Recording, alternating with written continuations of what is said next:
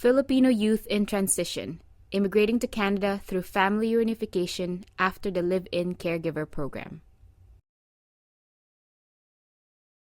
We are 3 Filipino youths who were separated from, then reunified with family members in Canada through the live-in caregiver program, or LCP. While transitioning into a new way of life, we experienced different challenges and successes. This is our story. Regine was separated from her mother for 4 years. Noy was separated from his sisters for 10 years. And Susanna was separated from her mother for 18 years. When we lived in the Philippines, we had a dream of Canada that was whole. We imagined a good life.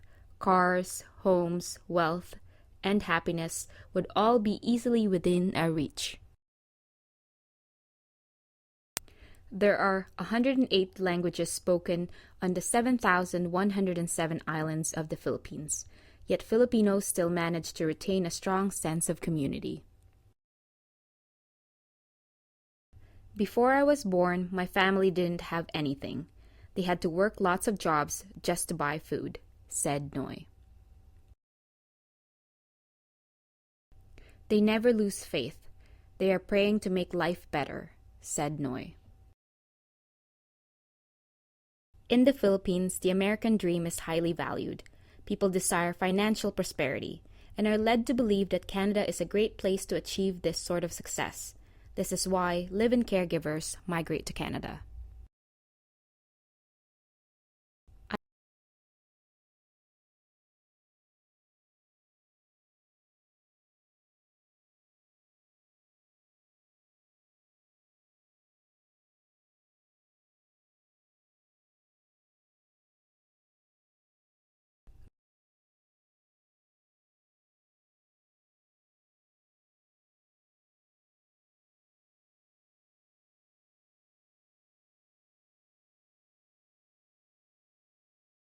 I was never separated from my mom, but I was separated from my 4 siblings.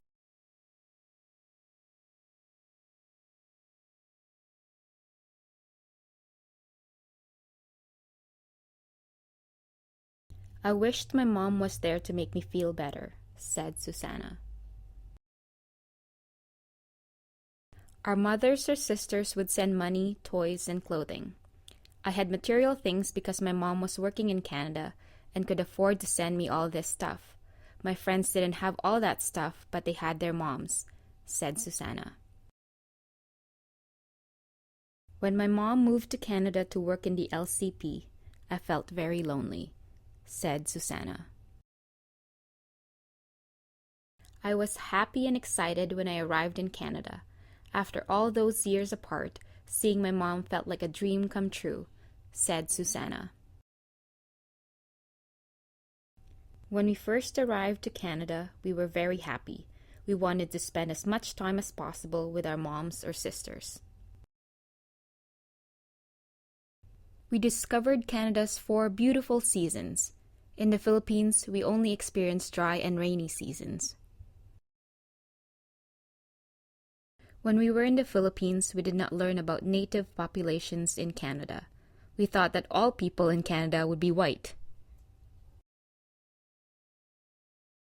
In Canada, many people can be seen embracing their different cultures. Here, we are able to have a taste of many different cultures.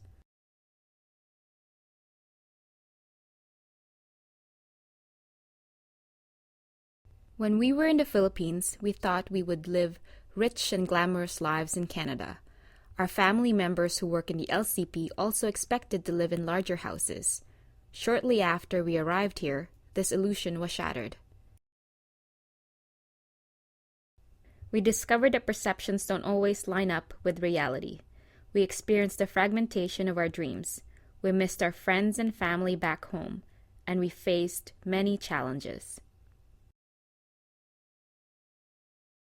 In the Philippines, there's lots of rain. When we see snow on TV, we think we'd rather have that. But after living here for years and years, I wish it would be just rain, said Noy. The season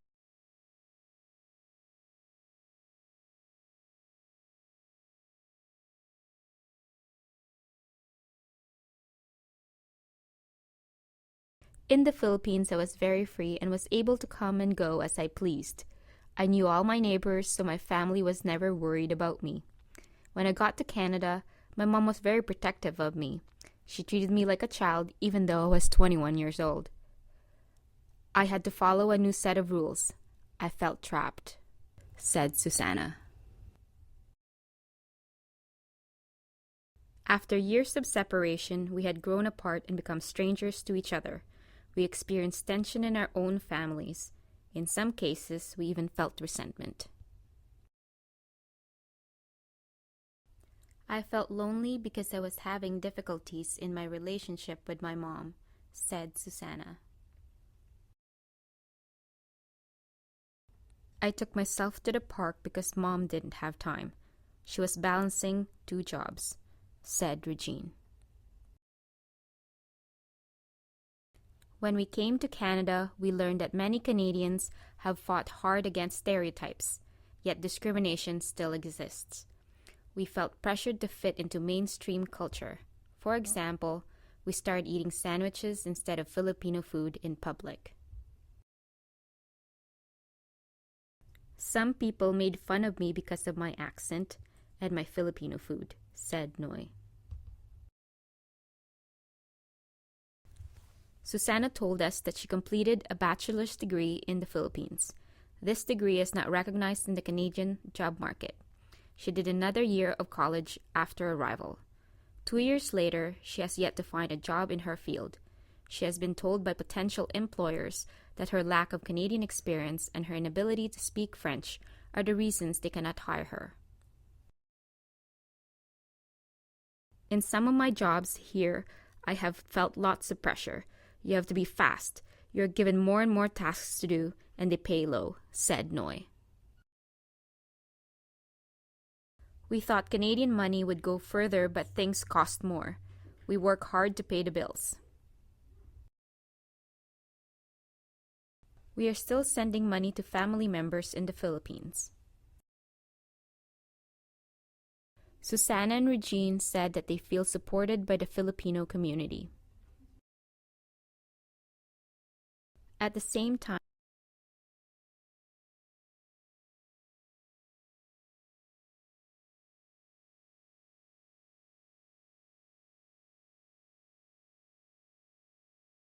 personally, I did not feel supported by the Filipino community, said Noy.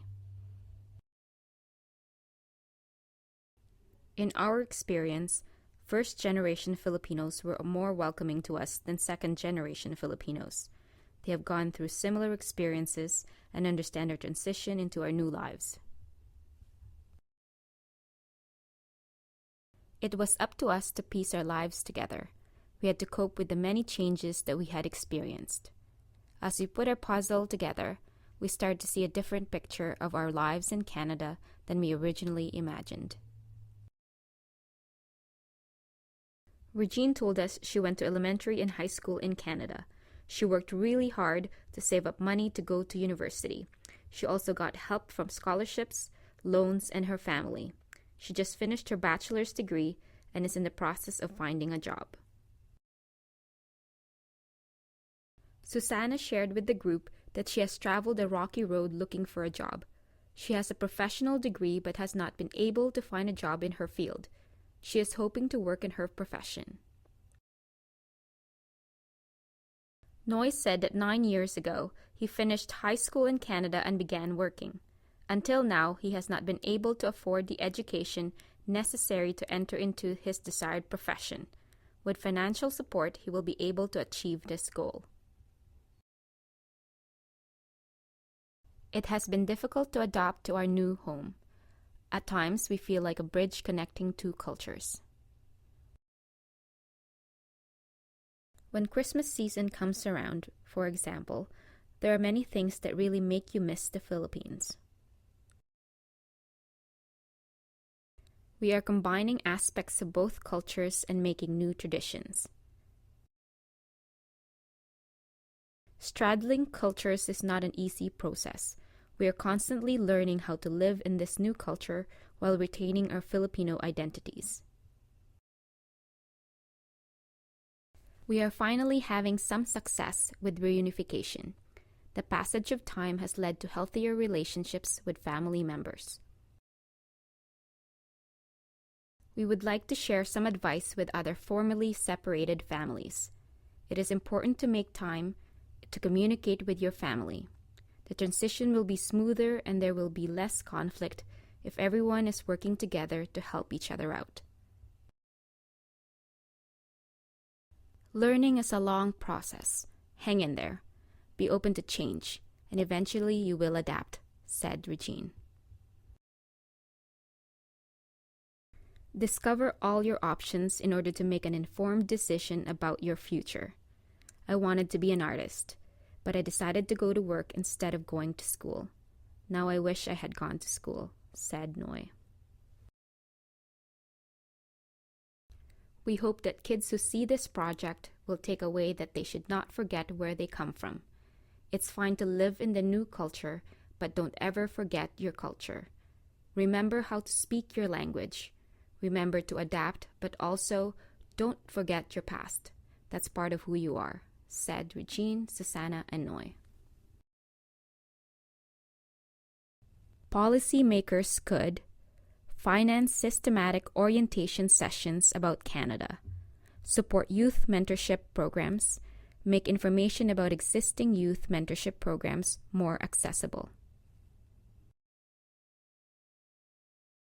Recognize the credentials of internationally trained professionals. Create a system to assist people in finding out how their credentials compare to Canadian standards. On behalf of the Transnational Families in Transition Research Team, we are very grateful to the youth participants who committed considerable effort to this Photo Voice project. Regine, Susanna, and Noy spent many hours taking pictures, attending meetings, and developing their story. We hope that their participation in the project has been a positive experience and that we can, as allies, help to amplify their voices.